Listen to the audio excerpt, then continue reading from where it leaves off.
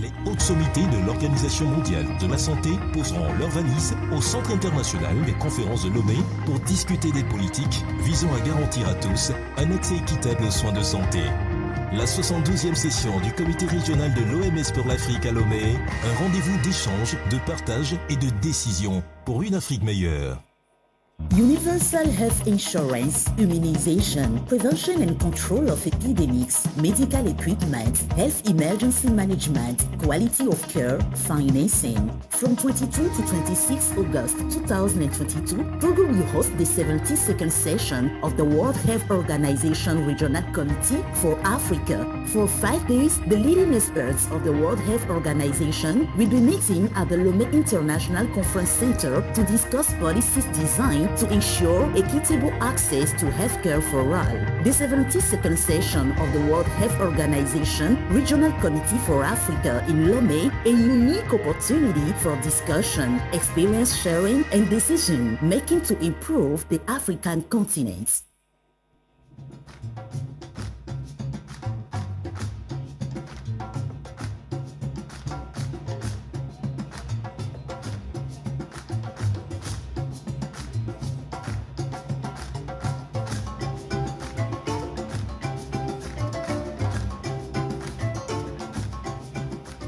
Dans le but de renforcer les capacités des établissements de formation professionnelle de base en matière de droit de la santé sexuelle et de la reproduction, l'Organisation mondiale de la santé, en collaboration avec l'Institut régional de santé publique, a développé des modules de formation qui ont été intégrés dans les curricula de formation de 5 écoles: la faculté des sciences de la santé de Cotonou, la faculté de médecine de Parakou, l'Institut national médico-sanitaire de Cotonou, l'Institut de formation en soins infirmiers et obstétricaux de Parakou et l'école de formation médico-sociale de Parakou.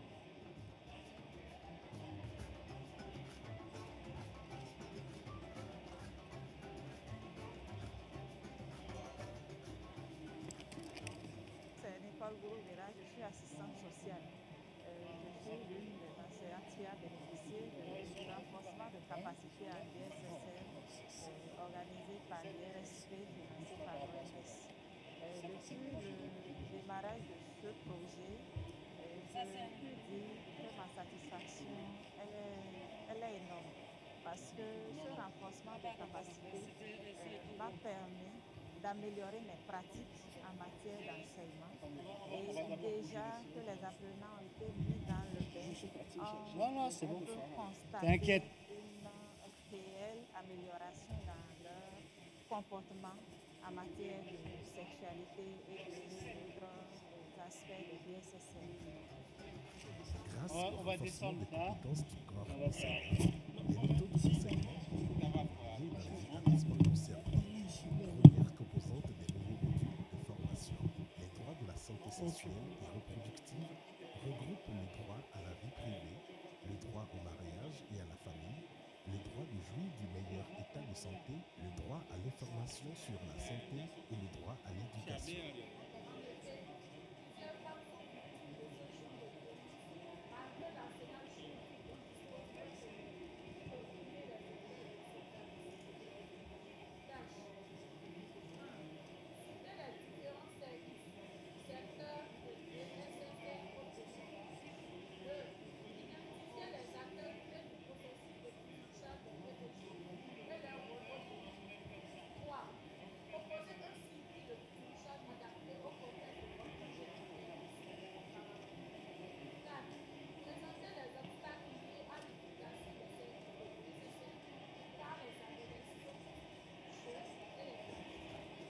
Disposez-vous en position de travail. N'oubliez pas de désigner le rapporteur et le modérateur de groupe.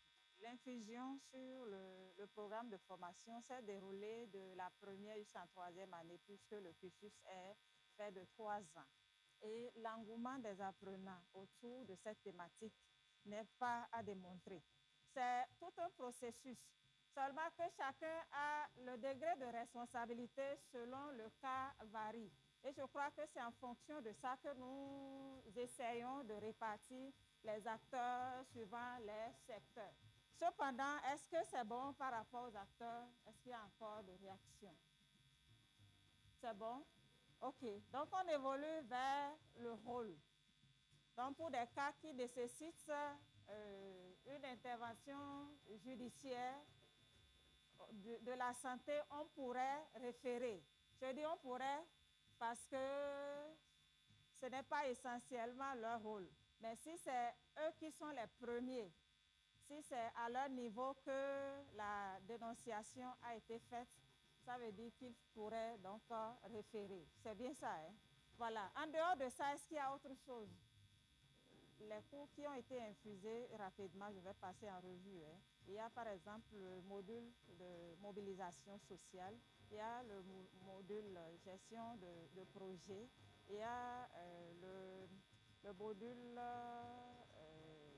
prise en charge psychosociale des individus.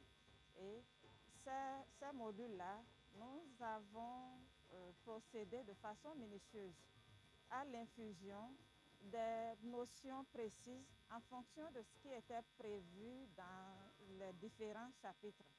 Donc voilà ce qui est prévu et c'est ce que nous avons fait. Grâce à ces nouvelles méthodes d'enseignement, un changement de comportement s'est opéré au sein des apprenants qui deviennent beaucoup plus conscients de leur corps et prennent plus à cœur leur rôle d'agent de changement au sein de leur communauté.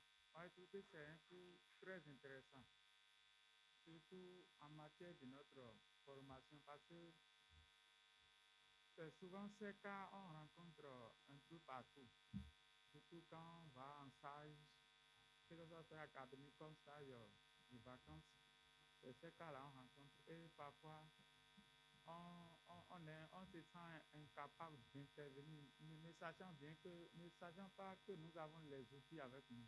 J'apprécie beaucoup la formation parce que ça nous a permis de nous introduire plus dans notre formation et surtout notre filière qui fait partie aussi d'une part de la formation de DSSR. Pour plus d'efficacité, les nouveaux modules de formation ont été introduits dans les curricula de formation dès la première année.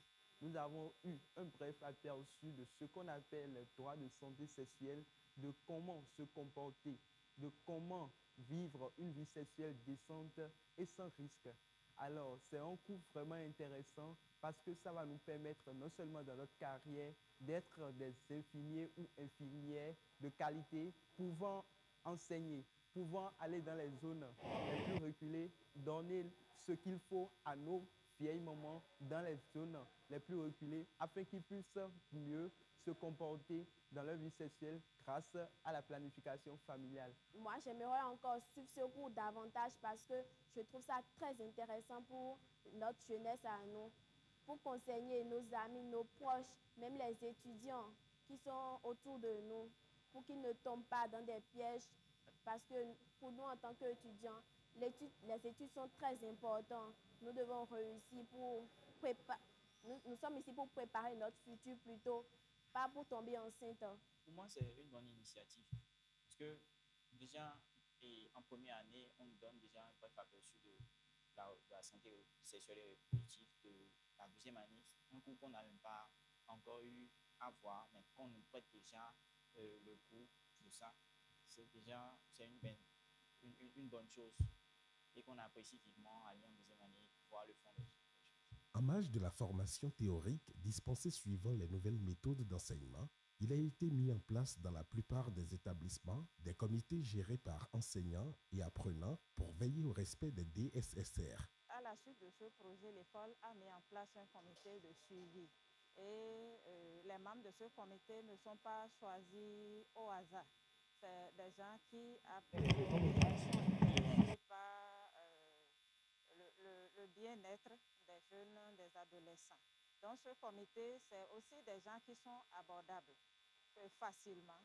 Donc voilà comment on les a identifiés. Et depuis la mise sur pied de ces comités-là, les apprenants sont bien suivis, ils se confient à eux et tout se passe. Deuxième composante des modules de formation, les soins cliniques relatifs au DSSR. Maintenant, volet santé de la femme. La prise en charge gynécologique des troubles fonctionnels, oui. De l'infertilité, oui. Postpartum, la surveillance postpartum et post-abortum, très bien. Et au niveau des hommes, santé des hommes, nous demandons aux partenaires, notamment l'OMS, de continuer à nous appuyer pour que ces cours, on puisse continuer à dispenser ces cours en licence 2, licence 3. Et nous demandons aussi que beaucoup d'autres enseignants soient aussi formés pour que les DSSR ne soient pas seulement l'apanage des gynécos ou des sages-femmes, mais que ce soit l'affaire de tout le monde.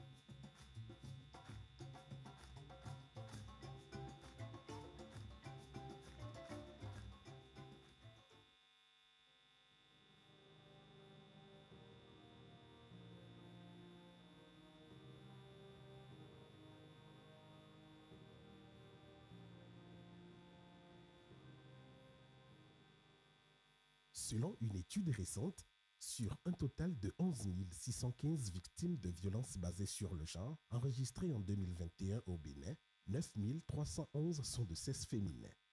Par ailleurs, la planification familiale, premier pilier dans la stratégie pour la réduction de la mortalité maternelle, reste faible à 12,4%. Pourtant, le Bénin a adhéré aux accords et documents internationaux relatifs aux droits humains et à la santé, y compris les droits en matière de sexualité et de reproduction. En 2012, le pays a adopté la loi numéro 2011 du 9 janvier 2012 portant prévention et répression des violences faites aux femmes. Il existe en outre un plan d'action national de lutte contre les violences basées sur le genre, élaboré en 2012 et actualisé en 2017.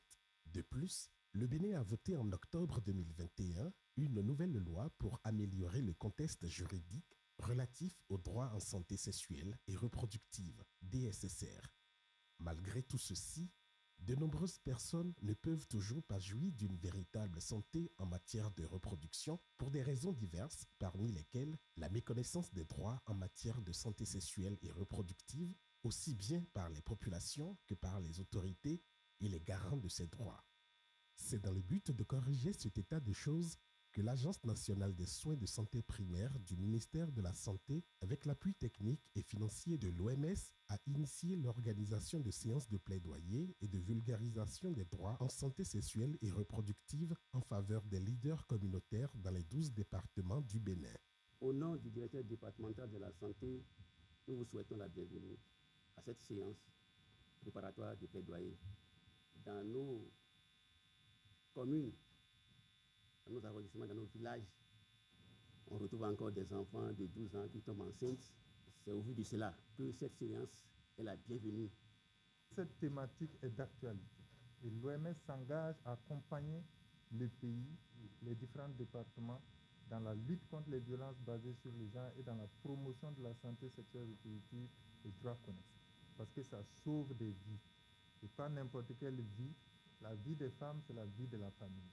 La réalisation des droits de nos enfants et de nos femmes préoccupe tout le monde. Préoccupe le gouvernement au plus haut point, préoccupe tous les partenaires et surtout l'OMS. L'OMS qui a bien voulu accompagner techniquement et financièrement cette je souhaite que l'opération ne se limite pas seulement à Debo et à Blotame, étant entendu que le problème se pose un peu partout. Donc, tenant compte de tout ce qui a été dit, je voudrais, à notre nom, à nous tous, lancer donc ce plaidoyer. Donc, Bounima Limio, planning kono hen hogbrea, e kono zomba visi ta kono gba, e kono zomba visi afalo kono wea, o mon lewe, nous e kono mi union sin namele, e wa yo boze wo wasande wo. Donc, Bounima Limio, il me de bloc planning, bon mon ami doko, et dans ses codes d'auto. Mais dans do bono déroulé et non support non c'est nous doit dire on est dehors son attend après son attend mais on a d'autres problèmes debout il a hunde de manionia il a d'autres ni ben a blo debo donc vaut. Désormais bien outillés, les leaders d'opinion, leaders religieux, responsables d'associations et autorités locales des différentes communes visitées auront à charge de partager ces précieuses informations avec des populations de leur localité pour une meilleure santé sexuelle et reproductive de toutes et de tous. Le non-accès au planning familial dans nos foyers, les grossesses non désirées dans les milieux scolaires créent beaucoup de problèmes, comme l'OMS et notre ministère de la Santé. Les deux se sont réunis aujourd'hui. Ils le faisaient par le passé, mais ça ne suffit pas. Nous devons continuer pour que cela un jour soit à taux zéro, pour que tout le monde arrive à comprendre. À sommet vilain, mais le couture, quoi faire? Venez prendre pour le secours Nouveau, Dido, Kosemia, avant Mido Dido, nécessaire. Et ni wa dojion, ni Jehobio, Nairo, famille, parler de nous. Check.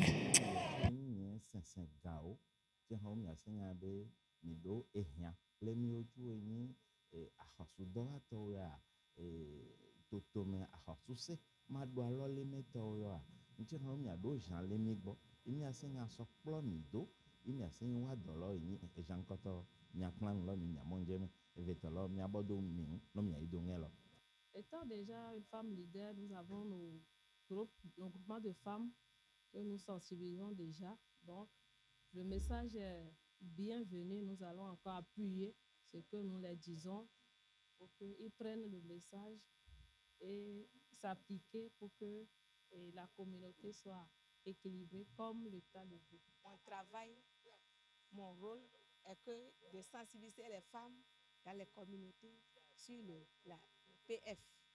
Quand elles apprennent parler par les autres comme ça, d'autres ont envie de le faire. Elles viennent vers moi pour me demander, tel que celle-ci-là explique cela, comment nous allons faire. Je les avance vers les centres de santé parce qu'ils nous ont formés sur ça. Il faut noter que sur le terrain, des efforts sont faits. Grâce bien sûr à l'accompagnement technique et financier de tous les partenaires, y compris pour l'année scolaire 2019. Test.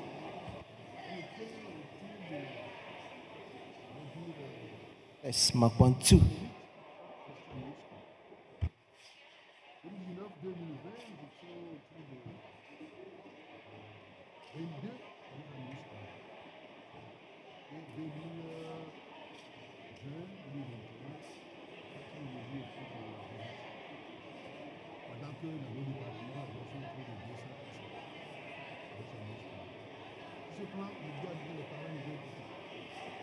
Donc, il y a la nécessité pour tout le monde de protéger nos enfants afin d'avoir demain une relève de qualité. À charge pour eux de porter à présent ces précieuses informations aux populations de leur localité pour un meilleur épanouissement de tous.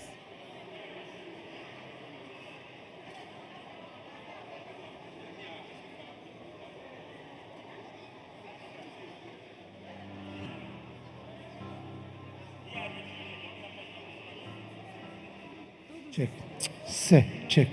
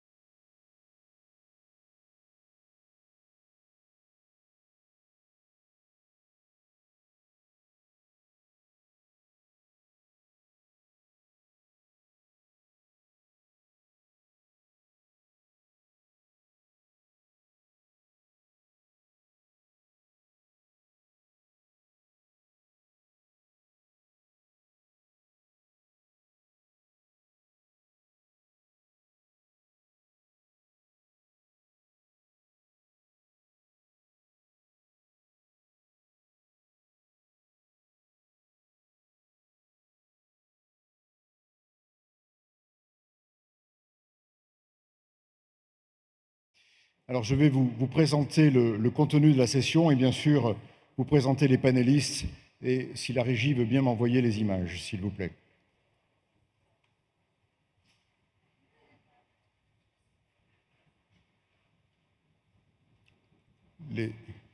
La régie, si vous pouvez m'envoyer mes images, je vous en serai reconnaissant. Merci. Donc, le ministère de la Santé du Togo, l'OMS Région Afrique et la Fondation Brazzaville vous accueillent ce soir pour évoquer la lutte contre les médicaments qui tuent. C'est comme cela que nous avons osé les appeler. Pour discuter de l'approche collaborative et intégrée dont a parlé hier le président de la République, vous vous en souvenez, dans un appel vibrant à la réunion de l'ensemble de tous ceux qui peuvent aider à résoudre le problème. Parmi les panélistes ce soir, on ne présente plus le docteur Tedros, le directeur général, qui donnera des remarques introductives, le ministre de la Santé de la République du Togo, le professeur Mijiyawa, et nous aurons également donc 3 discussions que je vais vous présenter dans un instant, au cours desquelles vont intervenir Monsieur Joseph Kaboré, directeur pour la gestion des programmes au Bureau régional Afrique, qui vient substituer Madame la directrice régionale qui a dû partir à un autre événement qui normalement devrait nous rejoindre d'ici la fin. Et puis nous aurons aussi dans cette première discussion sur la chaîne d'approvisionnement pharmaceutique le plaisir d'entendre Madame Mamesile Agba Assi, qui est la ministre déléguée auprès du ministre de la Santé, de l'Hygiène publique et de l'accès universel aux soins du Togo. Nous entrerons ensuite dans une deuxième discussion qui nous permettra de comprendre quels sont les leviers d'action pour lutter contre le trafic des faux médicaments. Et donc, nous entendrons à nouveau quelques-uns des interlocuteurs que je viens de citer et certains hauts fonctionnaires de la République du Togo, notamment de la répression des drogues, et qui sont avec nous dans la salle, interviendront pour parler notamment de la coordination interministérielle. Et enfin, nous entrerons dans une troisième discussion qui nous permettra de parler du renforcement du cadre normatif et de l'harmonisation de ce cadre normatif avec 2 sujets importants. La mise en œuvre de la loi type pharmaceutique de l'Union africaine qui a déjà été adoptée par certains pays et enfin la mise en œuvre de l'Agence africaine du médicament. Et pour parler de ces 2 sujets, nous accueillerons Madame Minata Samate Sessouma, qui est commissaire à la santé, aux affaires humanitaires et au développement social de l'Union africaine, et Monsieur Daniel Ngamjije, ministre de la Santé de la République du Rwanda. Comme vous le savez, le Rwanda va accueillir l'Agence africaine du médicament. Sans tarder, je donne la parole à Monsieur le ministre de la Santé, qui va vous adresser quelques mots de bienvenue.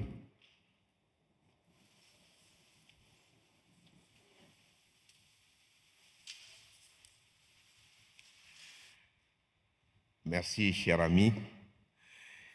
Et Monsieur le directeur général de l'OMS et chers frères, Madame la commissaire aux affaires sociales et à la santé de l'Union africaine, Monsieur le docteur Kaboré, Madame la ministre déléguée chargée de l'accès universel au sein, Monsieur le ministre de la Santé du Rwanda, chers collègues, chers frères, chères sœurs, un très grand merci à vous tous et à vous toutes d'avoir répondu présent à cette importante réunion et dont l'importance est en réalité liée au sujet dont nous allons débattre dans les minutes qui viennent.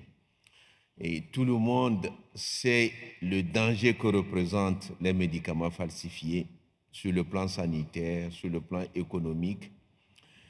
Et le danger est d'autant plus grand que c'est intimement lié à la question de l'argent. ça tue.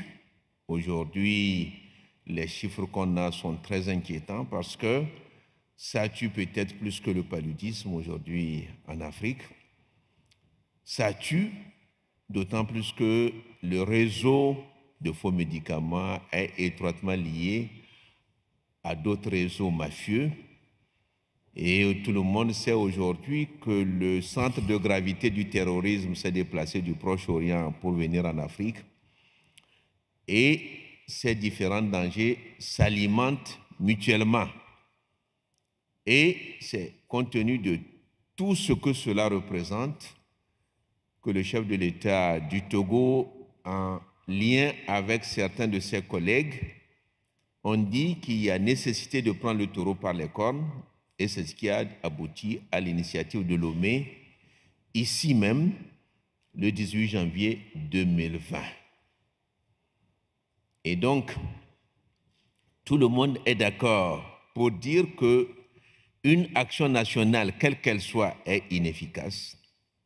Tout le monde est d'accord pour dire qu'au sein d'un même pays, un seul secteur ne peut pas s'en occuper, et c'est ce qui fait qu'il y a l'implication de tout ce qui relève des forces de défense, des forces de sécurité, le commerce, et l'administration territoriale, les affaires étrangères, tous les secteurs en réalité de la société sont concernés.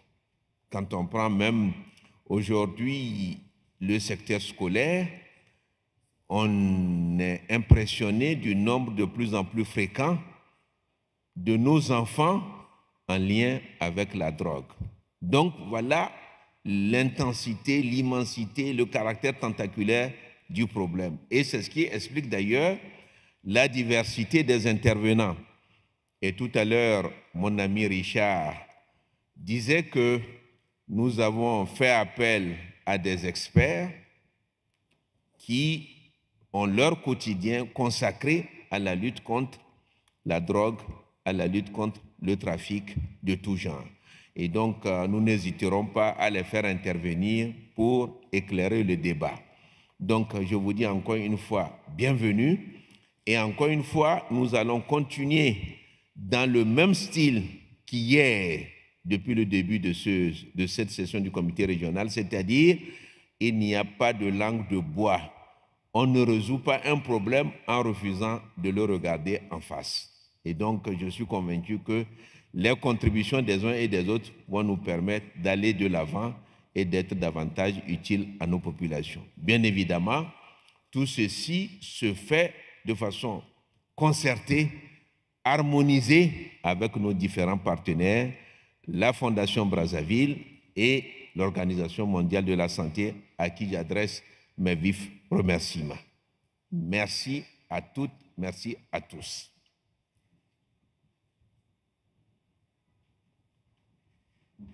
Merci beaucoup, Monsieur le ministre. Merci de nous inviter surtout à éviter la langue de bois, ce que nous tâcherons de faire, bien évidemment, dans l'heure qui suit. I will now give the floor to Dr. Tedros, the Director General of... Je vais maintenant donner la parole au Dr. Tedros, le directeur général de l'Organisation mondiale de la santé, pour son mot d'ouverture.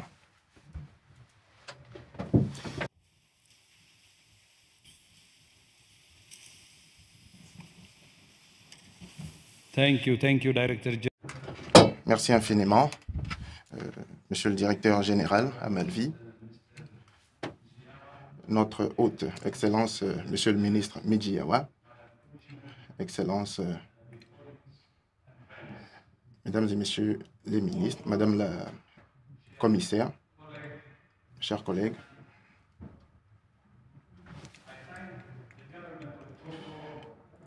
je remercie le gouvernement du Togo pour avoir accueilli cette manifestation importante et pour avoir pris l'initiative de s'attaquer à la menace que posent les médicaments de qualité inférieure et falsifiés. Je vous ai rejoint en janvier 2013, toujours dans le même cadre. Il faut dire que l'ampleur de ce problème et les dommages qu'ils causent à la fois aux vies et aux économies sont immenses. Au mieux, ces médicaments ne parviennent pas à traiter ou à prévenir les maladies, gaspillant ainsi les ressources précieuses et exploitant les espoirs et les craintes de personnes vulnérables. Et au pire, ces médicaments tuent et attisent les flammes de la résistance aux médicaments, nous mettant tous en danger. D'après les estimations de l'OMS, plus d'un médicament sur 10 dans les pays à revenus faibles ou intermédiaires est soit de qualité inférieure, soit falsifié. Nous estimons que les antibiotiques de qualité inférieure ou falsifiés utilisés pour traiter la pneumonie chez les enfants de moins de 5 ans sont à l'origine de 72 000 à 169 000 décès chaque année. De même, on estime que les antipaludéens de mauvaise qualité sont à l'origine de 31 000 à 116 000 décès en Afrique subsaharienne chaque année. Parmi les autres exemples, nous pouvons citer les vaccins falsifiés contre le choléra, les médicaments contre la leucémie qui ne contiennent que du paracétamol et les médicaments défectueux contre le diabète qui provoquent des hypoglycémies chez les patients. Dans le même temps, d'après les estimations, les pays à revenus faibles ou intermédiaires dépensent chaque année plus de 30 milliards de dollars des États-Unis en médicaments de qualité inférieure ou falsifiés. Ce n'est pas seulement de l'argent public qui est gaspillé, mais aussi des produits qui causent du tort aux populations, qu'ils sont censés aider. On peut trouver des produits médicaux de qualité inférieure et falsifiés sur les marchés illégaux, dans les rues, sur des sites web non réglementés, et même dans les pharmacies, les cliniques et parfois des hôpitaux. Le système mondial de surveillance et de suivi de l'OMS, qui a été mis en place en 2013, a émis plus de 70 alertes mondiales à ce jour. Un grand nombre de ces alertes ont été émises en Afrique. L'année dernière seulement, nous avons émis 11 alertes, dont 5 pour des produits contre la COVID-19. Comment est-ce que les pays peuvent-ils prévenir, aider à répondre aux urgences de santé publique s'ils ne peuvent pas, s'il n'est pas possible de faire confiance à ces médicaments? Il y a plusieurs raisons qui expliquent la prolifération des médicaments de qualité inférieure et falsifiés. Tout d'abord, le manque d'accès à des médicaments efficaces et sûrs à un prix abordable oblige les personnes désespérées à acheter des médicaments auprès de sources peu fiables. Deuxièmement, l'absence de bonne gouvernance permet à la corruption de s'infiltrer dans les systèmes de santé et laisse des failles que les groupes criminels peuvent exploiter. Enfin, le manque de capacité technique compromet l'intégrité des chaînes d'approvisionnement et limite la capacité des pays à protéger la santé de leur population. Pour mettre fin au fléau des produits médicaux falsifiés de qualité inférieure, il faudrait travailler dans tous les secteurs, au niveau local, national et international, et collaborer étroitement avec le secteur privé. L'application de la loi par le biais d'une surveillance réglementaire exercée par des autorités nationales de réglementation matures et la coopération internationale sont indispensables pour stopper le flux de ces produits défectueux qui nuisent à la santé publique. La pandémie de COVID-19 souligne l'importance du partage des informations et de la collaboration au sein des chaînes d'approvisionnement mondiales, y compris en ce qui concerne les fausses informations diffusées par les organisations criminelles. L'OMS s'emploie depuis de nombreuses années à lutter contre les médicaments de qualité inférieure et falsifiés. Avec ses États membres, l'OMS a élaboré une stratégie mondiale visant à prévenir, à détecter et à répondre aux produits médicaux de qualité inférieure et falsifiés. Cette stratégie comprend 12 actions, 12 interventions allant de l'éducation au contrôle des frontières, en passant par l'intégrité de la chaîne d'approvisionnement et les processus juridiques transparents. Elle est complétée par l'initiative de Lomé, dans laquelle les dirigeants africains se sont engagés à placer les médicaments falsifiés et de qualité inférieure au premier rang des priorités politiques. Cela a été convenu au cours de la réunion tenue en 2020 dont je vous ai parlé tantôt. L'OMS travaille en étroite collaboration avec les pays d'Afrique pour renforcer les autorités réglementaires nationales et soutenir la production locale de produits médicaux de qualité afin de prévenir l'utilisation de médicaments falsifiés et de qualité inférieure. Le partage des données des autorités réglementaires nationales est essentiel à nos efforts conjoints pour mettre fin au commerce de ces produits illicites et dangereux. Nous devons changer l'état d'esprit courant selon lequel le signalement de ces mauvais produits médicaux a une incidence négative sur les pays. Nous ne pourrons pas mettre fin à ce problème si nous le cachons ou si nous faisons comme s'il n'existait pas.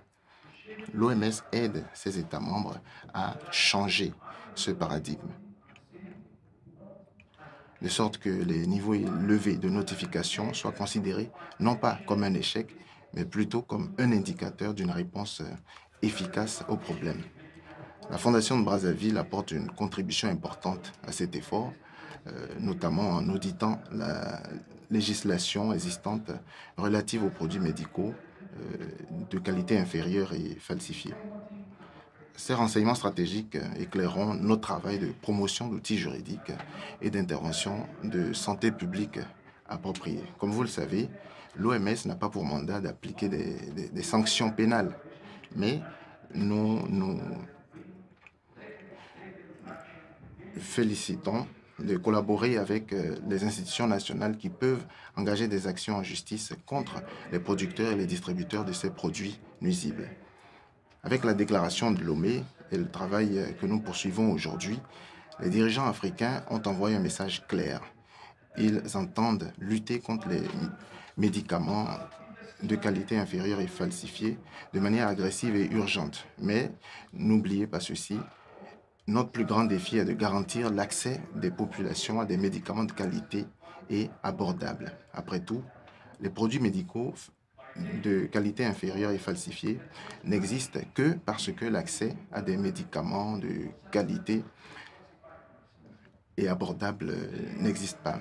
En prenant des mesures ciblées et concertées, nous pouvons supprimer les possibilités de commercialisation des médicaments non conformes aux normes et falsifiés.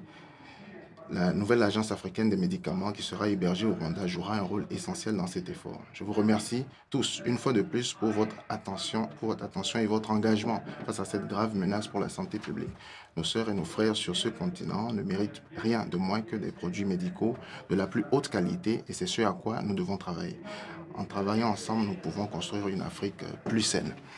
Au cours de la session précédente, j'aurais dû intervenir, mais je n'ai pas pu le faire parce que nous étions en retard. Il y a 3 éléments dont je comptais parler qui sont liés à cette session. Premièrement, comme vous le savez,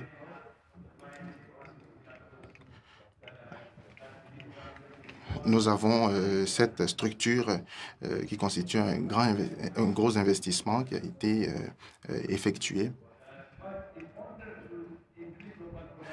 Cependant, afin de renforcer la production locale, nous devons améliorer la capacité de réglementation.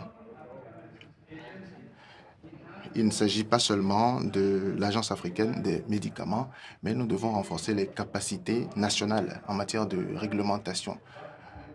Cela nous aidera à combattre ce fléau des médicaments de qualité inférieure et falsifiés. Je vous invite donc à soutenir l'Agence africaine des médicaments, également de vous engager à renforcer vos agences nationales de réglementation. L'OMS fera tout ce qui est en son pouvoir pour vous accompagner, mais nous disposons déjà d'un appui, d'un soutien financier et technique qui pourra être mis à disposition. Nous accomplissons déjà des progrès avec certains pays. Je peux citer le Ghana, la Tanzanie, le Nigeria. Nous travaillons avec d'autres pays. Nous allons œuvrer à renforcer les structures nationales de réglementation, ce qui nous aidera tous à combattre le fléau des médicaments de qualité inférieure et falsifiés. Je vous remercie et je nous souhaite à tous des délibérations fructueuses. Merci. Merci, monsieur le directeur général. Je vais reprendre mes diapositives, si vous voulez bien, à la régie. Alors, nous allons démarrer la première discussion sur la chaîne d'approvisionnement pharmaceutique. Vous allez me permettre, au préalable, de vous dire ce qu'est l'initiative de Lomé. Le président de la République en a parlé hier. Monsieur le directeur général vient de le mentionner, le ministre tout à l'heure aussi. Ce sont 6 pays qui ont décidé de s'associer en janvier 2020.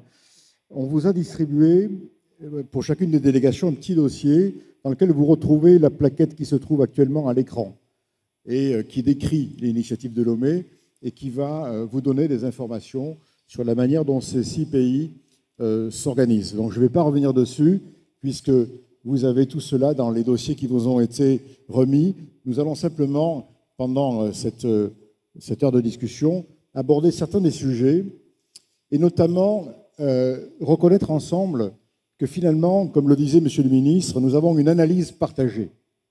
Cette analyse partagée, c'est qu'il y a un problème systémique qui embrasse non seulement un problème de santé publique, c'est-à-dire mettre à disposition des patients des médicaments de qualité à un prix abordable, mais nous avons affaire aussi à un problème d'état de droit. C'est la raison pour laquelle, en termes de réponse, nous parlons d'un cadre normatif qui permet notamment d'incriminer les criminels, mais aussi d'établir, nous le verrons dans un instant, des autorités nationales de régulation. Il est aussi question de sécurité des États, puisque nous savons que ce trafic nourrit des réseaux criminels.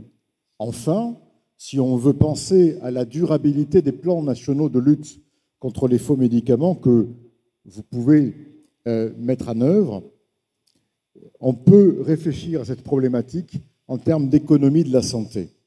Donc on voit qu'il y a là une approche systémique à ce problème et nous allons bien sûr l'aborder. Donc première partie de la discussion, ça a été abordé lors de la session précédente, nous n'allons pas y revenir en profondeur, la question de la chaîne d'approvisionnement pharmaceutique et notamment des effets de la corruption sur cette chaîne d'approvisionnement pharmaceutique. Comme le disait Monsieur le ministre tout à l'heure, si nous voulons régler un problème, il faut le nommer. Et ce que l'on voit sur cette chaîne d'approvisionnement pharmaceutique, c'est qu'il y a partout des agents corrupteurs. Donc une des questions, c'est comment peut-on garantir l'intégrité de la chaîne d'approvisionnement pharmaceutique en réduisant l'action des agents corrupteurs. Et en cela, nous répondons à une question que le docteur Moiti, qui était ici aussi en janvier 2020 pour lancer l'initiative de Lomé, posait, réduire la vulnérabilité de la chaîne d'approvisionnement pharmaceutique. Madame la ministre déléguée, vous êtes aussi directeur de la CAMEG, vous allez nous dire ce qu'est la CAMEG. Que se passe-t-il au Togo et de quelle manière tentez-vous de réduire la vulnérabilité de la chaîne d'approvisionnement pharmaceutique? Merci beaucoup. La CAMEG Togo existe depuis 1998 dans un cadre général qui concernait tous les... Peut-on monter le son de Madame la ministre, s'il vous plaît? La CAMEG Togo, ok, c'est bon, merci.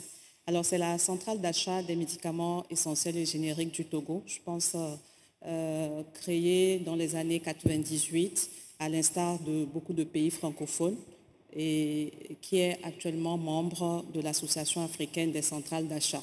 La plupart des centrales d'achat ont été créées dans nos pays francophones dans un contexte d'évaluation de francs CFA pour faire face à la question de l'approvisionnement, puisque c'était à une époque où il manquait vraiment des produits essentiels de santé pour nos populations. Alors, le concept d'une centrale d'achat, quel que soit ce qu'elle achète, c'est de réunir les besoins, d'avoir un effet volume pour pouvoir acquérir au meilleur prix. Mais ce concept s'applique à du médicament, qui est un produit d'abord de santé publique. Il a été suffisamment répété. Nous avons besoin de médicaments de qualité à un coût abordable pour permettre à nos populations de se soigner. Et disons, le paradoxe sur le médicament, c'est que il est également soumis à la loi du marché, c'est un produit commercial. Et donc, est dépendant de la loi de l'offre et de la demande. Et donc, les deux volets qui conditionnent la disponibilité du médicament sont la quantité, parce qu'il faut des quantités intéressantes pour que vous puissiez obtenir une offre, et il y a également le prix, donc qui joue également sur la disponibilité du produit. Nous sommes confrontés aujourd'hui à la difficulté d'avoir des sources fiables. Et dans le cas de la Covid, par exemple, nous avons pu le voir, dès qu'il y a une demande forte sur un produit, ça attire automatiquement également l'appétit de tous ceux-là qui, à côté, cherchent les failles de nos systèmes pour pouvoir répondre aux besoins de nos populations, même avec des médicaments falsifiés ou de qualité inférieure. Et donc, trouver des sources fiables, c'est mener tout un processus que nous dénommons la préqualification, donc préqualifier ou présélectionner des fournisseurs avant de mettre en avant le prix. Donc, s'assurer que ce qu'on va acheter, c'est de la qualité avant de mettre à concurrence pour avoir le meilleur prix. Et donc, dans toute cette dynamique, c'est beaucoup de temps pour étudier des dossiers techniques. Et monsieur le directeur général de l'OMS a mis le doigt là-dessus. Il y a un gros problème de capacité technique, d'insuffisance de ressources humaines pour porter ce travail-là. Et il se fait que dans nos pays, nos centrales d'achat, à travers le processus de présélection, notamment pour ce qui concerne les pays francophones, travaillent un peu en parallèle des directions de la pharmacie. Donc on a quelque part une duplication des efforts et il est important qu'on arrive à mettre ensemble aussi bien les centrales d'achat que les directions de la pharmacie pour que le processus d'homologation serve à nos centrales d'achat à mener des processus d'achat sécurisés, donc permettre d'obtenir des sources fiables. Le deuxième problème qui est lié à la loi du marché, je l'ai évoqué tout à l'heure, si les quantités que vous demandez sont insuffisantes et que malheureusement vous êtes sur un produit dit orphelin où il n'y a pas suffisamment de fournisseurs, vous n'avez pas de réponse quand vous faites un appel d'offres, par exemple. Et donc parfois au Togo, nous, avec disons, la population que nous avons et les besoins sur certains produits qui sont assez petits. Parfois, on nous demande si nous sommes en train d'acheter pour juste un petit hôpital ou réellement pour un pays. Et donc, cette problématique-là est là et beaucoup de fournisseurs rechignent à enregistrer, à homologuer leurs médicaments avant d'avoir eu un marché. Ils peuvent également avoir eu un marché, mais le montant du marché est trop faible par rapport au coût d'un enregistrement. Et donc, les centrales d'achat sont exposées à cette difficulté de pouvoir acheter des produits déjà enregistrés dans le pays, d'autant plus que, comme c'est sur un principe d'appel d'offres, et que, quand je prends le cas du Togo, ce sont des appels d'offres annuels, les quantités ne sont pas suffisamment importantes, un fournisseur ne voit pas l'intérêt d'enregistrer un produit pour 5 ans, si c'est peut-être pour gagner un marché une fois sur les 5 ans. Donc, toutes ces problématiques-là ont mené à ce qu'au sein de l'ACAM, l'Association africaine des centrales d'achat, les réflexions soient poussées pour mener des achats groupés. C'est même l'une des raisons pour lesquelles l'ACAM a été créée. Mais une contrainte est là et c'est d'abord la barrière de la réglementation. Chaque pays a sa souveraineté et donc applique ses règles de passation de marché en dehors de la réglementation pharmaceutique. Donc, c'est des barrières à franchir pour que nous puissions nous parler entre pays, que nous puissions grouper un certain nombre de besoins, notamment sur des produits prioritaires. On a pu le voir, par exemple, avec le sida, la tuberculose et le paludisme, où les besoins des pays sont centralisés, ce qui permet de négocier de meilleurs prix, ce qui permet également de négocier de meilleurs plans d'approvisionnement. Pourquoi pas nos pays africains, qu'on puisse vraiment, au sein d'un cadre bien institutionnalisé et soutenu par nos États, que nous puissions arriver à ces achats groupés qui vont résoudre le problème de la disponibilité, mais également de sources fiables. Parce que une fois que vous avez préqualifié une source et que vous avez un dossier technique, et ça c'est l'une de nos limites parce que toute notre étude est documentaire, ben, maintenant allons à l'approvisionnement réel, c'est-à-dire vous placez une commande et vous êtes livré. À ce moment, vous avez aussi parfois de très mauvaises surprises. Le dossier technique sur le papier, il est correct, il est bon, mais à la livraison, vous vous retrouvez avec des produits qui ne respectent pas le cahier de charge. Vous avez des conditionnements qui sont mal faits, vous avez, si c'est par exemple des ampoules injectables mal remplies, vous vous retrouvez avec ces problèmes. Parfois, vous avez un produit qui est livré, qui est correct, mais quand vous envoyez un contrôle qualité au laboratoire, vous avez des surprises. Et donc, ce sont toutes ces difficultés-là auxquelles nous pouvons faire face à travers la collaboration interpays. L'OMS a mis à disposition des pays le MQAS, le système modèle d'assurance qualité pour les agences d'approvisionnement, qui nous aide beaucoup. L'OMS a également travaillé sur la préqualification des médicaments ou des intrants utilisés dans la lutte contre les maladies prioritaires. Mais aujourd'hui, pour nos États, avec cette nécessité de l'indépendance pharmaceutique, nous devons nous approprier tout cela et arriver à travers ces initiatives régionales à mettre en place des systèmes d'approvisionnement que nous maîtrisons de bout en bout. Madame la ministre, dans ce débat, on ne peut pas éviter le dialogue avec l'industrie pharmaceutique. Et une partie de la question, notamment dans certains pays, ou pour des groupes de pays, c'est de se poser la question de savoir si on peut implanter une industrie pharmaceutique pour répondre au raccourcissement de la chaîne d'approvisionnement et finalement créer aussi une chaîne de valeur industrielle de la pharmacie. Nous avons abordé cette question. Est-ce que vous pouvez nous dire ce que vous en pensez? Alors, depuis hier, j'entends parler de courage, de volonté politique, de leadership, mais sur la question de cette industrie pharmaceutique, de la production locale. C'est de ça qu'il est question. Le point de départ, c'est à quoi nos pays sont prêts à renoncer pour permettre à une industrie locale, à une industrie africaine de monter.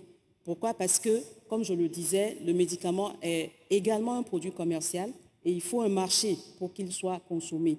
Et donc, cela signifie que nous devons être prêts à nous mettre d'accord, à renoncer à certaines prérogatives, à renoncer que chaque pays veuille avoir implanté sur son territoire une usine pharmaceutique ou des usines pharmaceutiques qui fabriquent tout, mais nous devons pouvoir nous entendre pour nous mettre d'accord sur une répartition des différents types de production qui peuvent exister pour permettre à ces industries-là de survivre.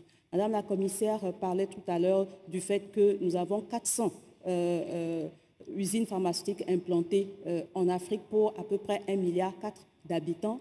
Ben, comment nous organisons pour permettre à ces industries-là de vivre, parce qu'elles sont là d'abord pour nous permettre, d'avoir accès à des médicaments de qualité à un prix abordable. C'est bien la question du courage.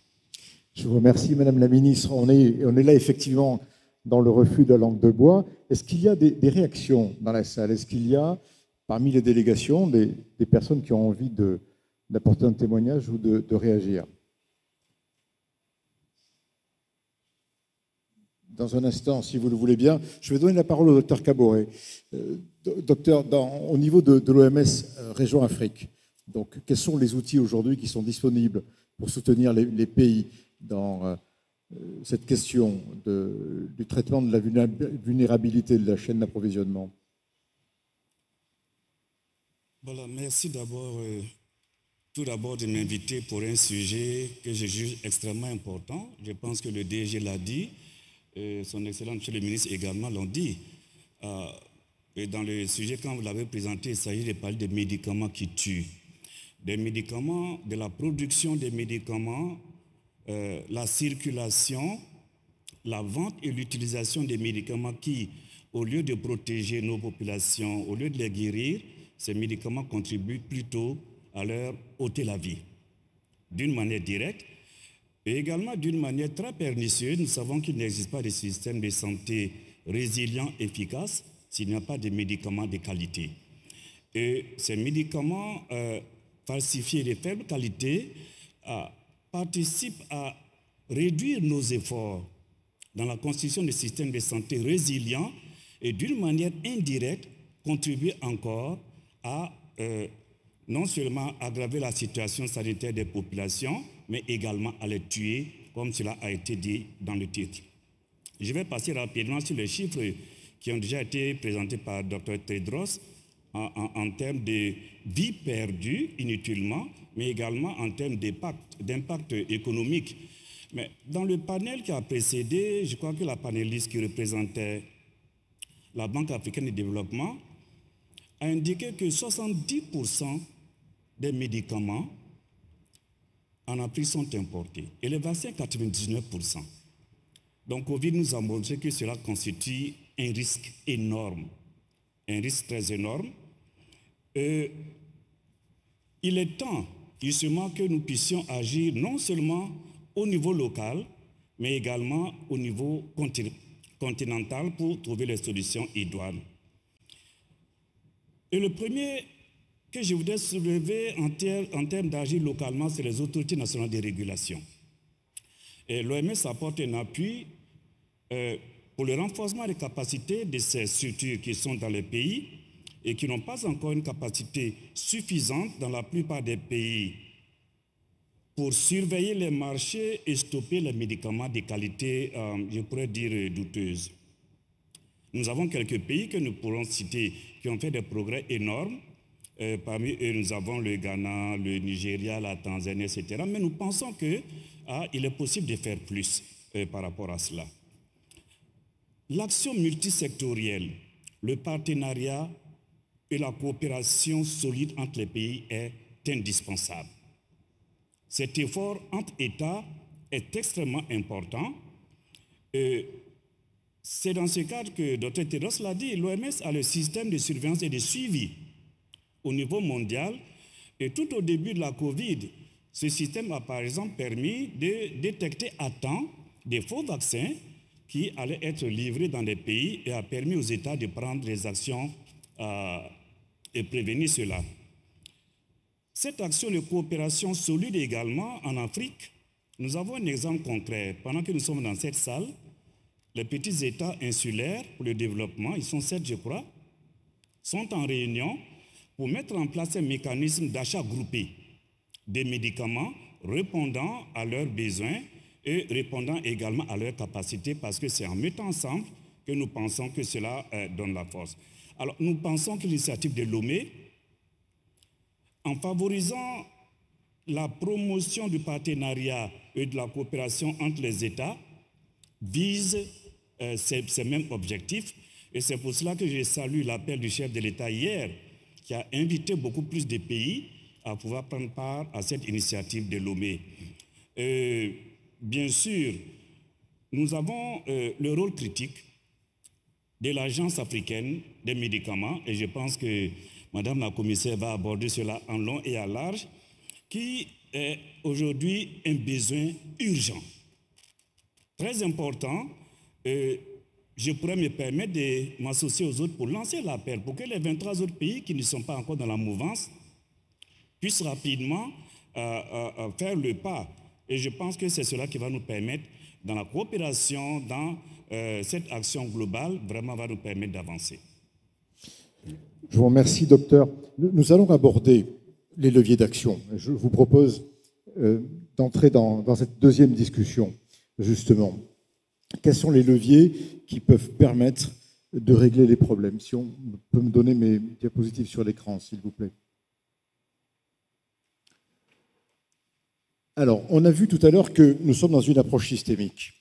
Un problème d'état de droit, un problème de sécurité, un problème d'économie de la santé, nous avons dit, et aussi, bien sûr, à la fin, un problème lié à la santé publique. Une des grandes questions que tout le monde se pose, c'est par quel bout on prend ce problème, parce qu'il peut apparaître assez monstrueux finalement.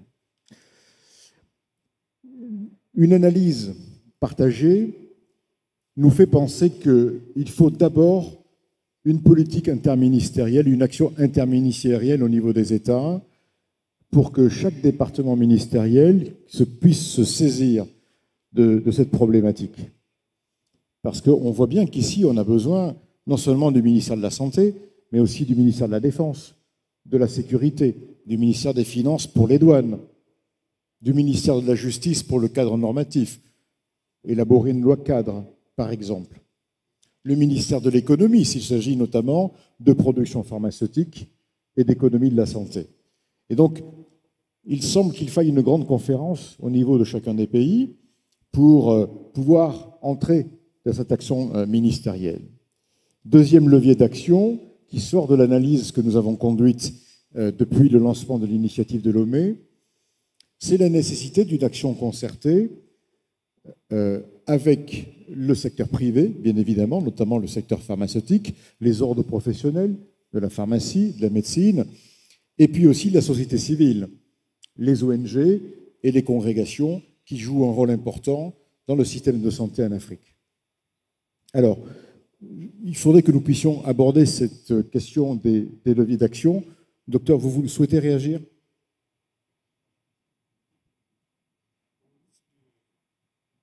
Au risque de me répéter, comme je l'ai dit, il est extrêmement important dans ce cas d'agir d'abord au niveau national, comme je l'ai dit, et je pense qu'il y a un retard vraiment à rattraper de ce côté au niveau des agences nationales de régulation.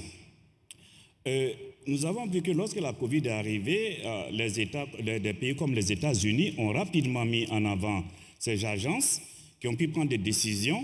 Et au niveau européen, nous avons également l'Agence européenne des médicaments qui a pu rapidement être mise en action pour pouvoir prendre des décisions. Et de notre côté, malheureusement, au niveau des pays, nous n'avons pas pu avoir une telle action au niveau de l'ensemble de la plupart des pays africains. Donc, je voudrais vraiment insister sur cet aspect qui, pour moi, je pense, est extrêmement important. Alors, au niveau de des centrales d'achat des médicaments, comme vous le savez, Madame la ministre a abordé cette question. L'OMS travaille avec l'UNICEF et d'autres partenaires justement pour le renforcement des capacités dans toute la chaîne en matière de logistique, de formation pour renforcer les capacités. Et nous travaillons également avec d'autres partenaires tels que, bien sûr, l'Africa CDC pour apporter cet appui et cette formation, ce renforcement des capacités au niveau des États.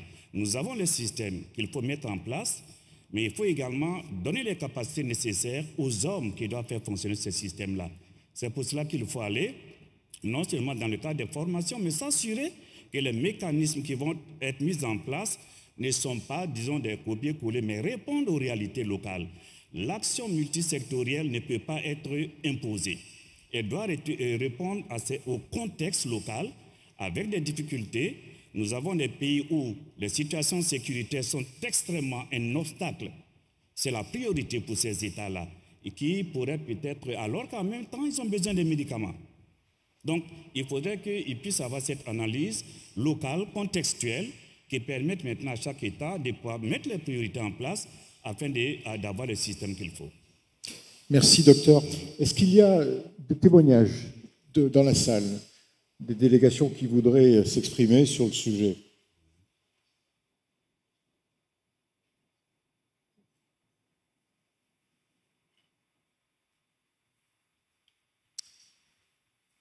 Je vois que non.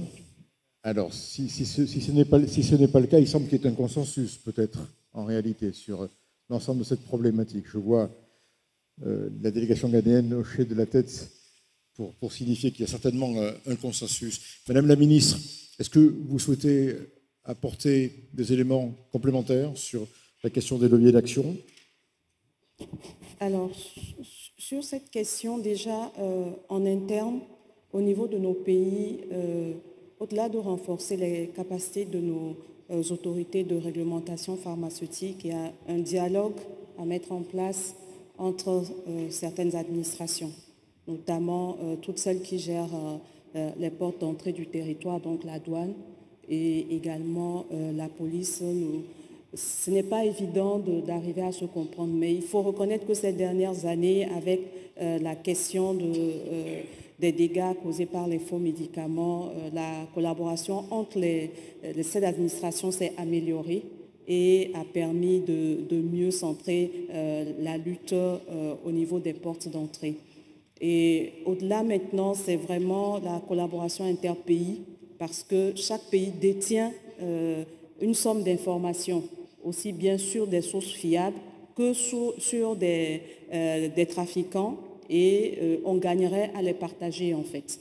On gagnerait à avoir accès à des bases de données de fabricants, sachant que tout un travail a été fait en amont pour s'assurer de leur fiabilité, et permettrait de gagner du temps, surtout en temps de crise ou en temps d'urgence, de procéder à des achats le plus rapidement possible, parce qu'on a déjà la garantie de la qualité grâce à de l'information mise à disposition entre les pays.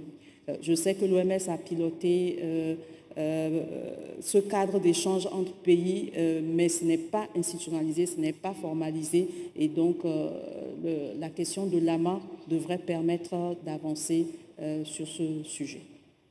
Alors, on va rentrer dans la troisième partie de la discussion, justement avec le renforcement et l'harmonisation du cadre normatif. Si je peux avoir les diapos, s'il vous plaît. Et on va parler effectivement de l'AMA. Mais tout d'abord, de la loi type pharmaceutique de l'Union africaine.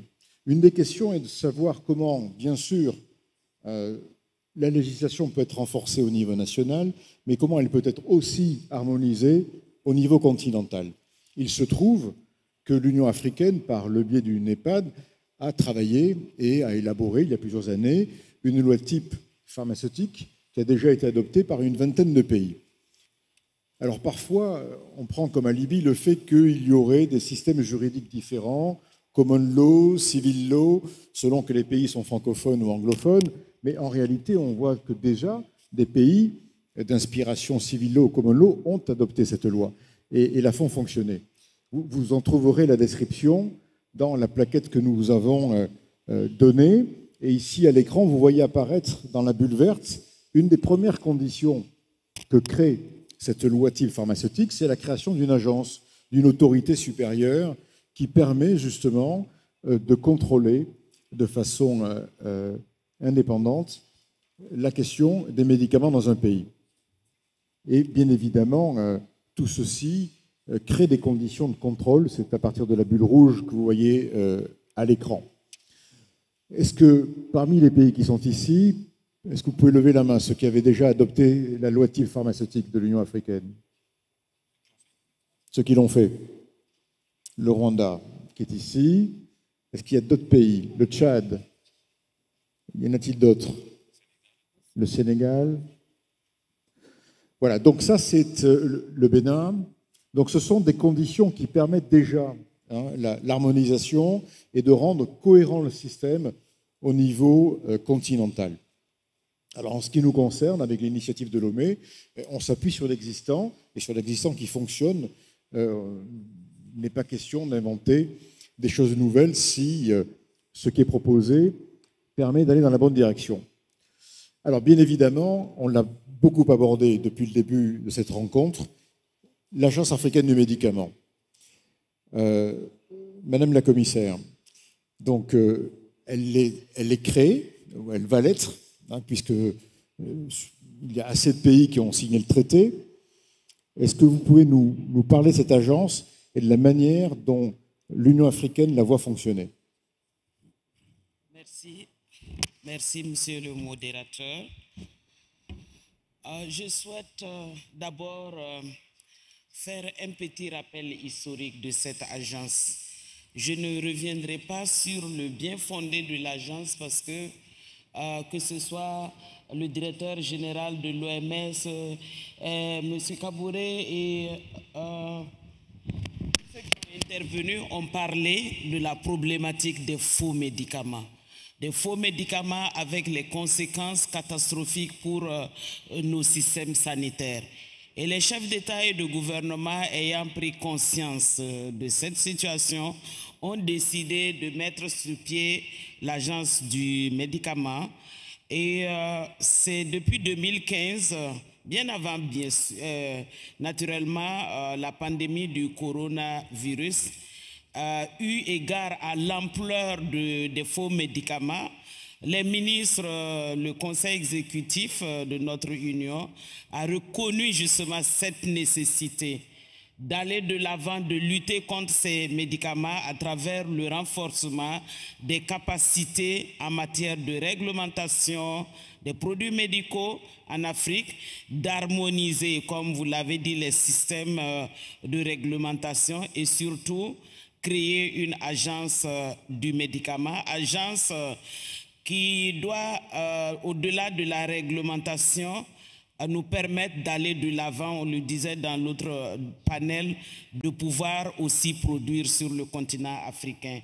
Et en février 2019, les chefs d'État ont approuvé le traité qui crée cette agence. L'agence a fait son bout de chemin. C'est l'une des rares fois dans l'histoire de notre organisation, nous avons un traité qui a été signé et en l'espace de quelques mois, on a pu avoir les ratifications nécessaires pour son entrée en vigueur. Aujourd'hui, nous sommes à 23 pays ayant ratifié, bien sûr. Nous n'avons pas encore la moitié des États membres, mais nous travaillons justement à ce que tous les États membres, je profite justement du micro, pour lancer un appel à ceux qui n'ont pas encore franchi le pas de le faire en signant et en ratifiant le traité de Lama. Il y va même de la santé et aussi du développement de notre continent africain. L'agence a été adoptée et nous avons aussi en vue on vise aussi nos communautés économiques régionales qui sont les piliers de notre organisation et nous ne pouvons pas travailler sans nos communautés économiques régionales qui doivent aussi apporter leur contribution au niveau de cette question. Et aussi nous avons des organisations au niveau régional, je vois au niveau de l'Afrique de l'Ouest, nous avons l'OAS qui fait un excellent travail et nous allons continuer cette collaboration justement avec nos communautés économiques régionales. Vous avez parlé de la loi type. J'encourage aussi les États membres à aller de l'avant. On ne peut pas faire sans ça. Je constate, je crois avoir vu quelque part, on a 4 ou 5 pays seulement. Ce n'est pas suffisant. Ce sont des documents qui ne posent pas problème et tout est réglementé dans cette loi. Il faut que nous puissions nous en approprier et nous permettre d'aller de l'avant. Et si nous ne faisons pas cela, on va se retrouver toujours en train de nous plaindre.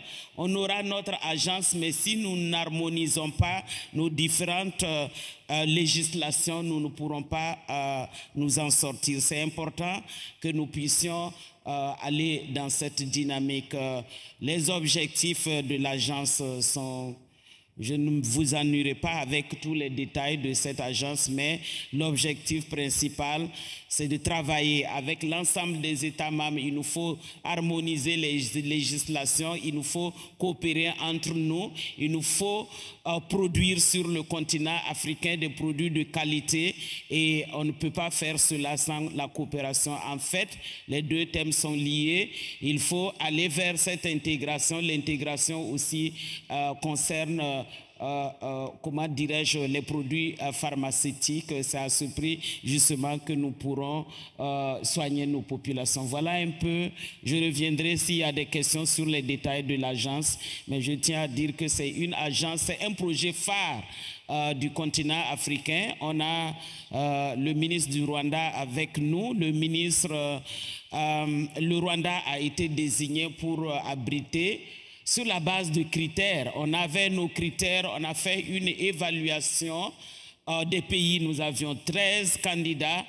9 ont pu être évalués sur la base de critères clairs. Moi-même, qui suis la commissaire, je n'ai pas participé au processus. C'est vous dire, on a voulu une agence qui soit vraiment digne de ce nom, avec des critères pour le pays qui doit abriter, et aussi travailler par la suite. La prochaine étape, après avoir eu le traité qui est entré en vigueur, la conférence des États partis pour désigner le pays qui doit abriter, et aussi le sommet de Lusaka. La prochaine étape, c'est d'organiser une conférence des États partis. Pourquoi faire? Parce qu'il nous faut aller de l'avant. Il faut opérationnaliser cette agence parce qu'il y a urgence en la matière. Et cette opérationnalisation passe par un conseil d'administration. Il nous faudra un conseil. Il nous faudra également des fonds. Et c'est en cela que je remercie le directeur général et d'autres partenaires aussi qui se sont engagés à nous accompagner en termes de financement. Et l'agence du médicament complète en fait ce que CDC Afrique fait. Nous travaillons ensemble.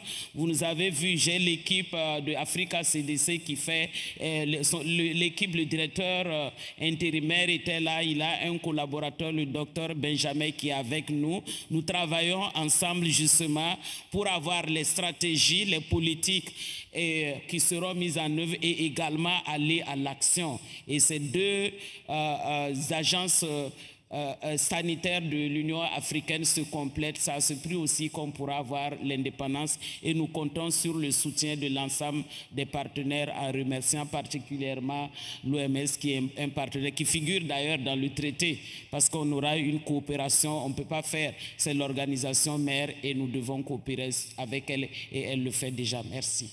Merci beaucoup, Madame la Commissaire, toujours aussi passionnée, hein, on peut le constater.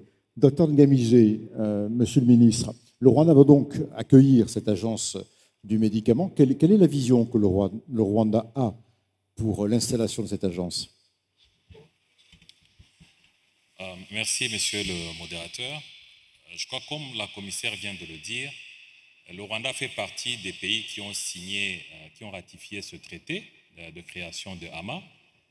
Et donc, de ce fait, nous avons aussi postulé pour abriter le siège de l'agence, et sur base des critères qui étaient mis en place, plus de 180 items pour lesquels il fallait offrir ou donner son offre, eh bien, le Rwanda a été retenu comme la meilleure offre avec plus de 83% de performance. Nous sommes donc disposés à donner notre contribution pour que cette agence soit opérationnelle, et nous allons respecter scrupuleusement le contenu de notre offre. Et pour ce faire, l'offre étant multisectorielle, il y a un comité en place qui travaille sur les préparatifs techniques pour que tout le contenu de notre offre soit prêt dès que l'Union africaine va venir au pays pour l'opérationnalisation. En tout cas, je peux vous assurer que nous serons prêts pour exécuter l'entièreté de notre offre. Qu'est-ce que nous pouvons prévoir comme date de démarrage de l'agence? J'en sais rien. Ça, c'est plutôt à la commissaire qui travaille sur les aspects préliminaires, si je dois être correct. Nous sommes disposés à exécuter ou à rendre opérationnelle l'agence. Dans notre offre, nous avons dit, aussitôt que tous les préalables sont terminés, c'est-à-dire la structure et les gens qui doivent animer cette organisation, cette agence, nous, dans un mois, on sera prêt à opérationnaliser la structure. Parce que les bâtiments, les équipements et même le laboratoire de notre Agence nationale des médicaments sera mis à la disposition de l'agence en attendant que l'agence construise son laboratoire à lui. Je vous remercie, Monsieur le Ministre. Je reviens vers la salle. Est-ce qu'il y a des commentaires, des questions de l'une ou l'autre des délégations? Le Kenya.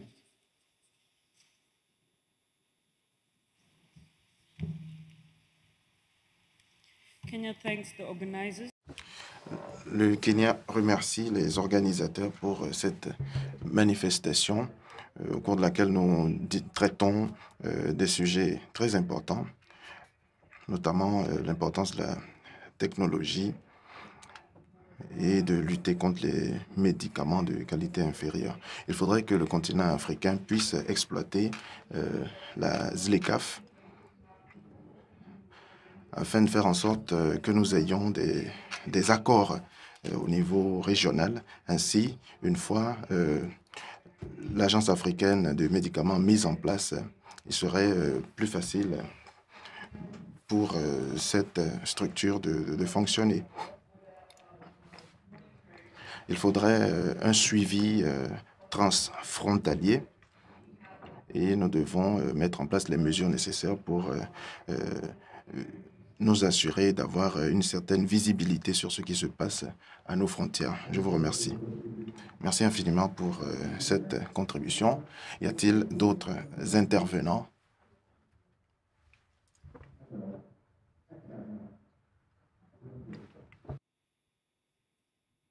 Merci. Donc, je voudrais, à la suite de l'intervention de Madame la ministre... Il faut parler plus fort, plus près du micro, s'il vous plaît. Voilà. J'espère que vous m'entendez mieux. Donc, je voudrais vous remercier pour ces 3 panels très intéressants que nous avons suivis. Et je voudrais apporter juste un témoignage de ce que nous apportons comme contribution au sein de la CAM pour garantir donc que l'accès aux produits de santé de qualité pour nos populations est une réalité. Pendant la Covid, nous avons eu l'occasion, par exemple, de développer des sessions de formation au bénéfice des 22 centrales membres de la CAM, des 22 pays, qui nous ont permis de distinguer, de faire le tri entre les faux certificats, par exemple, des dispositifs médicaux, qui ont beaucoup circulé et qui n'ont pas permis à ce que des produits de qualité soient forcément disponibles dans nos pays. C'est une action clé que nous avons menée et nous avons pu aussi participer à l'initiative COVAX que l'OMS a mis en place, auquel nous avons participé. Et enfin, depuis la dernière Assemblée mondiale de la santé, en tenant compte des difficultés que nos centrales d'achat ont exprimées, nous avons développé et nous sommes en train de mettre en place le centre de formation et d'excellence de la CAM qui vise à renforcer les capacités des acteurs de la chaîne d'approvisionnement. Et les premiers modules de formation seront disponibles à partir du mois de décembre pour rassurer en fait l'ensemble des participants que nous sommes engagés auprès des acteurs tels que l'OMS, mais aussi à la disposition de nos ministères de tutelle pour faire en sorte que le médicament de qualité soit disponible et accessible pour toutes les populations. Merci. Je vous remercie pour cette intervention qui me fait penser que dans le cadre d'un pilote que nous devrions lancer ici au Togo d'ici la fin de l'année, nous pensons mettre en place un forum des solutions.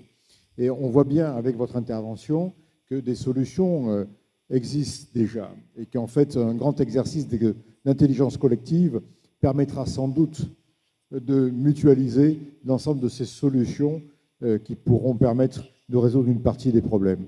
Et je vois que des collègues du Togo ont levé leur panneau et ils sont d'un autre département que le ministre de la Santé. Ils vont nous dire qui ils sont. Je vous remercie, monsieur le modérateur. Et je voudrais, à la suite de l'intervention de Madame la ministre, qui a insisté sur les autres aspects, je voulais revenir sur un aspect de la lutte quand même qui me paraît assez important. C'est ce que nous devons faire à l'endroit de nos populations. Vous savez qu'une des vulnérabilités de nos systèmes qui font justement le lit du développement de ces circuits illicites et de ces faux médicaments dans nos pays, c'est le manque d'information et la tromperie des fois que développent ces acteurs vis-à-vis des populations. Dans le domaine des faux médicaments, il y a aussi ce que nous avons évoqué ce matin dans le domaine de la Covid, une infodémie importante contre laquelle aussi il faut lutter. Et il serait important d'inscrire également cet aspect-là dans nos stratégies pour lutter efficacement contre ce phénomène dans nos pays. Faire en sorte que nos populations se détournent du système et surtout faire la barrière à tout ce qui est communiqué faussement vers ces populations. Ensuite, par rapport à l'agence, africaine du médicament, qui est une initiative qui est dans la réalité aujourd'hui. Il y a une attente aussi, c'est de faire en sorte que cette agence nous permette de renforcer aussi les questions de disponibilité du médicament. Tout à l'heure, dans le commentaire d'un des panélistes, il parlait de l'avancée de l'Amérique et de l'Europe sur nos pays par rapport à, je dirais, à la sécurité et aussi à tout ce que nous pouvons faire pour renforcer la confiance de nos populations. Que ce soit l'agence américaine ou l'agence européenne, ils ont tout de suite mobilisé leurs experts pour valider les vaccins. En Afrique, quand nous communiquions, nos populations nous demandaient sur quelle base nous voulons leur dire que ces vaccins sont efficaces, parce que nous n'avons pas en face ce type d'organes. Nous n'avions pas à l'époque ce type d'organes qui pourrait coopérer avec ces organes à l'international pour rassurer nos populations. Et un autre aspect, c'est de permettre demain l'enregistrement régional, peut-être même au niveau africain, de certains médicaments orphelins dont nous parlions ce matin. L'hydroxyurée, par exemple, dont l'accessibilité est difficile en Afrique. C'est dû tout simplement au fait que les laboratoires ne les enregistrent pas dans tous nos pays avec des petits marchés. Voilà un peu un des aspects qu'il faudrait regarder quand nous avons aujourd'hui cet outil à disposition. Je vous remercie. Merci beaucoup. Y a-t-il encore une demande d'intervention? Le Tchad. Ok, merci. Merci pour la parole donnée. Donc, avant de poser ma question, permettez-moi de remercier Madame la ministre du Togo pour cette présentation très claire et nette qu'elle vient de faire en matière de l'approvisionnement en médicaments. Et également de féliciter Madame la commissaire à l'Union africaine pour le rappel concernant l'Agence africaine de médicaments qui est mise en place pour nous permettre au niveau de l'Afrique d'assurer la disponibilité des médicaments dans notre pays pour permettre à nos populations d'avoir confiance en nous. Donc, en ce qui concerne la pilulation des faux médicaments, effectivement, au niveau du Tchad, nous également, on a mis en place un système de collaboration avec les services de douane, la police, pour le contrôle des produits qui entrent sur le territoire national. Et effectivement, comme le Kenya vient de le dire, au niveau des frontières, il y a un sérieux problème. Donc, au niveau de l'Afrique, nous devons collaborer pour faciliter ce contrôle qui facilite vraiment l'entrée de ces faux médicaments dans nos pays. Et quant à l'importation des produits au niveau national, nous également, on insiste pour tous ceux qui commandent des produits, que ce soit les grossistes ou bien les ONG qui appuient le ministère de la Santé, on insiste pour que toute commande passe par la direction de la pharmacie et que sans autorisation d'importer, on ne fait pas entrer un produit.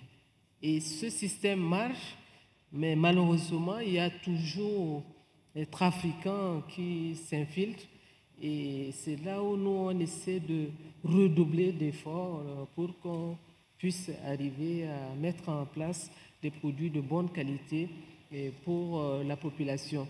Et je voudrais également rappeler à chacun de nos pays d'être très, très prudent et surtout très regardant sur le marketing en matière de médicaments parce qu'il y a assez d'infiltration. C'est vrai qu'on avait des délégués médicaux et autres qui viennent faire la publicité des produits et pour permettre au pays de les enregistrer et de mettre à la disposition de la population. Mais on se rend compte que de plus en plus, il y a des trafiquants qui infiltrent également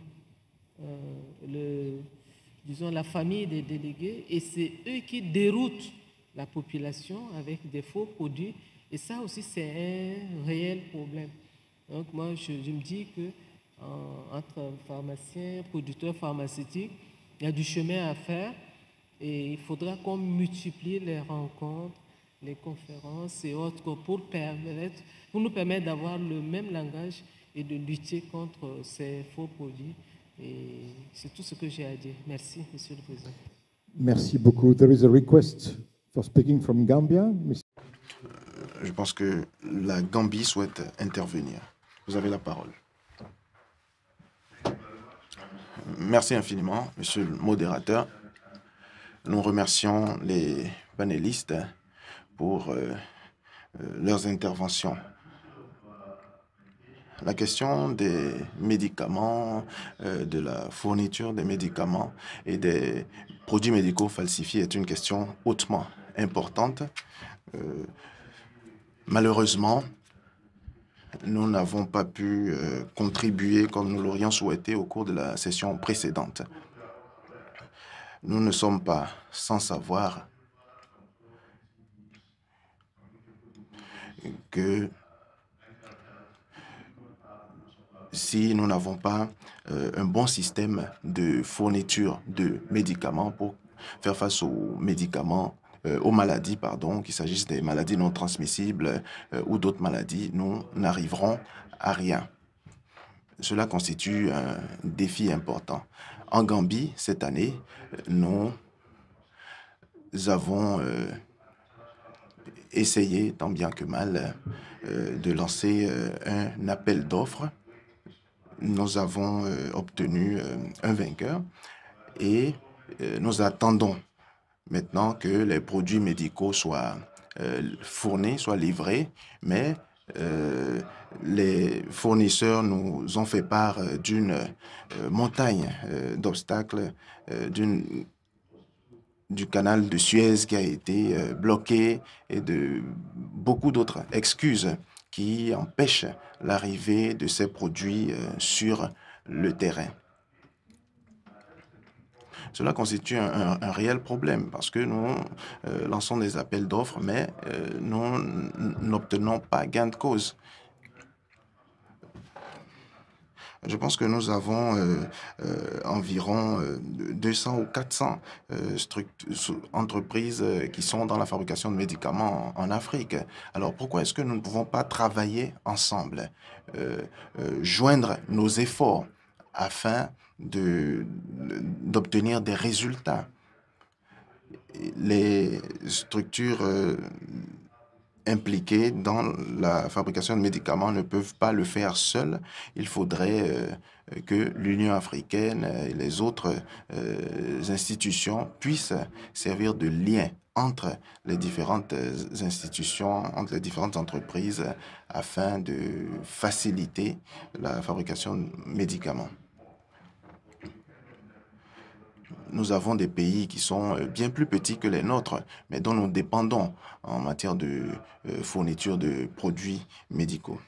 Alors, il en va de même pour la question des médicaments falsifiés de qualité inférieure. Je suis certain qu'il serait plus facile pour nous d'effectuer un suivi si nous fabriquions nous-mêmes les médicaments. Alors, si l'AMA, l'Agence africaine de médicaments, est mise en service, eh bien, je crois que cela nous aiderait à répondre aux questions qui se posent, à répondre aux problèmes des médicaments falsifiés.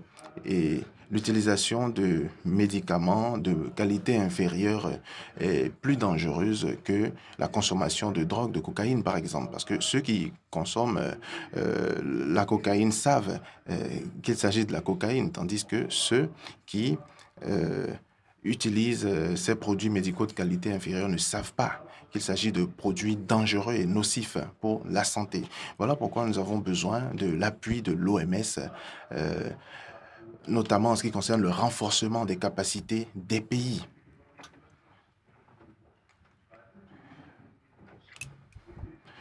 Il y a la question des rapports qui stagnent. Je pense que nous devons changer de fusil d'épaule et exploiter les avantages que chacun a à offrir. Nous devons essayer de faire le point sur les points forts des différents pays afin de combiner ces avantages et d'atteindre nos objectifs. Je vous remercie. Nous vous remercions pour cette contribution. Cet événement. Merci, Monsieur le modérateur. Nous demandons la parole à la suite de toutes les brillantes interventions qui nous ont précédées, juste pour donner un peu plus de précision sur le dispositif national de lutte contre les différents trafics illicites et également qui se charge de combattre le trafic illicite des médicaments falsifiés et de qualité inférieure au Togo. Ce dispositif s'articule autour de deux structures qui sont le Comité national antidrogue et l'Office central de répression du trafic illicite des drogues et du blanchiment. Le CNAD, le Comité national antidrogue, est une structure interministérielle qui travaille étroitement avec plusieurs ministères, mais aussi les associations et autres ONG, et agit sur le volet réduction de la demande, alors que l'Office central agit principalement sur la réduction de l'offre, c'est-à-dire la répression. Et dans ces actions, est en liaison étroite avec beaucoup d'autres ministères, notamment le ministère de l'économie et des finances pour ce qui concerne la douane, le ministère des armées pour ce qui concerne la coordination de la lutte avec les autres unités des forces armées togolaises, le ministère de l'environnement et des ressources forestières pour la coordination de l'action avec les agents des eaux et forêts. Et je ne pourrai pas finir de les citer, mais je cite et je tiens à citer ici la direction de la pharmacie et des médicaments du ministère de la Santé, avec qui nous travaillons également étroitement. Et nos structures sont basées aux différents ports d'entrée du territoire, que ce soit la chaîne logistique maritime au port autonome de Lomé, l'aéroport, mais aussi les frontières terrestres. Et les saisies sont importantes. Ce dispositif a permis, par exemple, pour l'année 2021, de saisir près de 70 tonnes et d'interpeller et traduire devant la justice une dizaine de personnes impliquées. Et donc, cette action, au plan national, cette coordination se charge aussi de jouer le rôle d'interface avec les structures sœurs des autres pays de la sous-région. Et nous avons beaucoup de plateformes où nous échangeons en temps réel.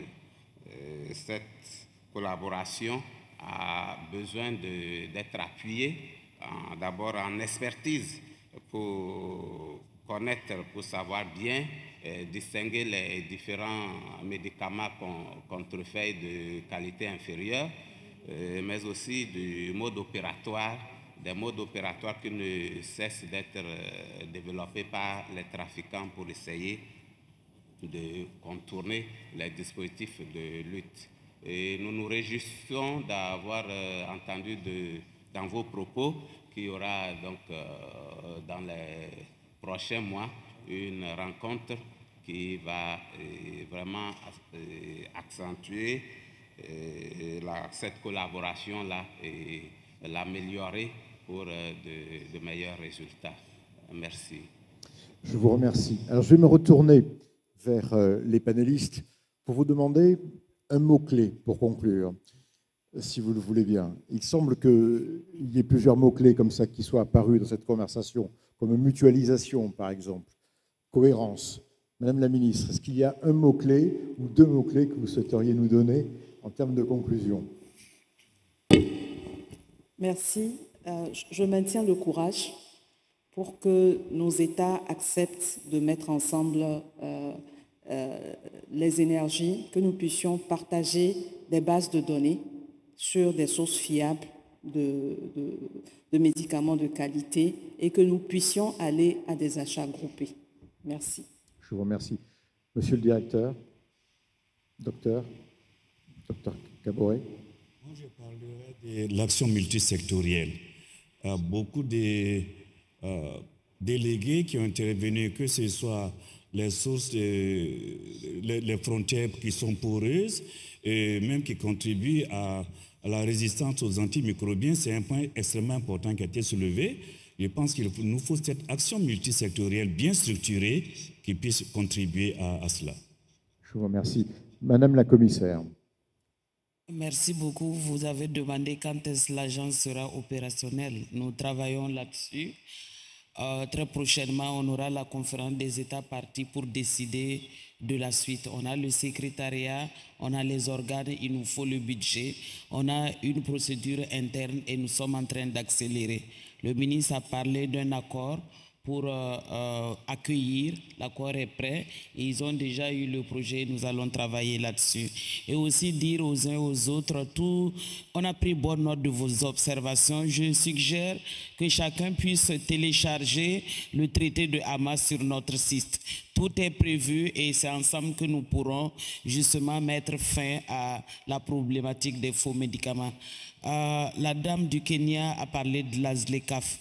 Nous travaillons avec le secrétariat de la ZLECAF. J'ai déjà eu une réunion parce qu'on se retrouve dans une difficulté. La libre circulation des personnes et des biens que nous encourageons et ces personnes aussi circulent avec les faux médicaments. Il faut trouver le juste milieu. Nous travaillons là-dessus et pour trouver des solutions. La question de financement, enregistrement des médicaments et les frontières poreuses et remercier la CAM pour ce qui est en train d'être fait et aussi former des gens, cela est important. Voilà un peu les commentaires que je peux faire en remerciant l'ensemble des participants et surtout les partenaires qui nous accompagnent dans ce noble travail, l'agence, pour nous permettre de mettre fin ou en tout cas diminuer les faux médicaments sur le continent. Merci. Je vous remercie, Madame la Commissaire. Monsieur le Ministre. Le mot-clé, c'est qu'un vide juridique vient d'être comblé avec ce traité qui est déjà ratifié par un bon nombre de pays, quand bien même il y a encore d'autres qui sont invités à pouvoir le ratifier. C'est un outil juridique contraignant et donc plus il est ratifié par plusieurs pays, mieux vaut parce que ça va nous amener à arrêter la circulation de ces faux médicaments dans la mesure où tout le monde sera contraint à pouvoir respecter les engagements qu'il aura pris en ratifiant ce traité. Le Rwanda est donc disponible encore et il est honoré de la confiance qui lui a été faite à pouvoir mettre en place et rendre fonctionnelle cette agence. Merci. Madame la Commissaire a invité chacun et chacune à télécharger le traité. Tant que vous êtes sur le site Internet de l'Union africaine, je vous invite aussi à télécharger le modèle de loi pharmaceutique, qui est aussi extrêmement utile à lire. Monsieur le directeur, comment ? C'est dans le traité. Oui, tout à fait, ça va ensemble. Voilà, les objectifs, ça figure en dernière position. Il faut que chacun aussi adopte cette loi type. Merci. Merci. Monsieur le directeur général, je crois que tout le monde aura apprécié à la fois votre disponibilité immense et à l'heure qu'il est votre patience, puisque vous allez quitter Lomé dans 2 ou 3 heures pour rejoindre Paris et Genève. Avant de nous quitter, un mot de conclusion.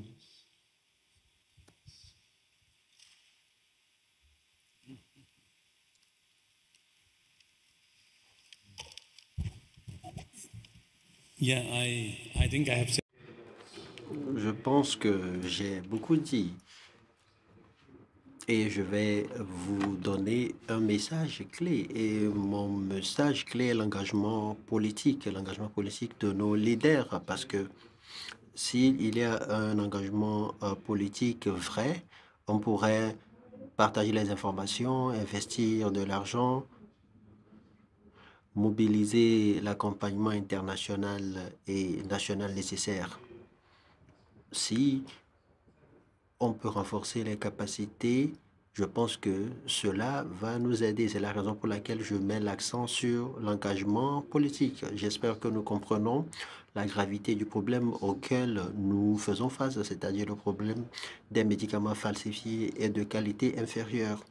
C'est le problème important et je pense que seul l'engagement politique pourrait nous aider à résoudre ce problème. Je vous remercie infiniment. Merci de m'avoir invité. Merci de votre leadership. Le dernier engagement sur lequel j'aimerais mettre le point est à l'endroit de l'Agence africaine du médicament. Bien sûr, nous fournissons l'accompagnement financier et technique, mais j'aimerais vous dire que nous allons faire de notre mieux pour aider cette agence à être mise sur pied le plus tôt possible parce que c'est une agence importante. Vous avez l'appui total de l'OMS, Madame la commissaire, Madame la ministre, mon frère Daniel, je vous remercie infiniment. Directeur TEDOS, on dit souvent que vouloir c'est pouvoir et nous pensons que tout le monde trouvera la volonté pour partager ces bonnes pratiques. Je vous remercie infiniment d'avoir participé à cet événement. Le ministère de la Santé du Togo nous invite pour un rafraîchissement à l'extérieur et vous êtes tous conviés à ce moment de partage et de bonheur. Sur ce, je vous remercie infiniment. Je vous remercie, monsieur le modérateur.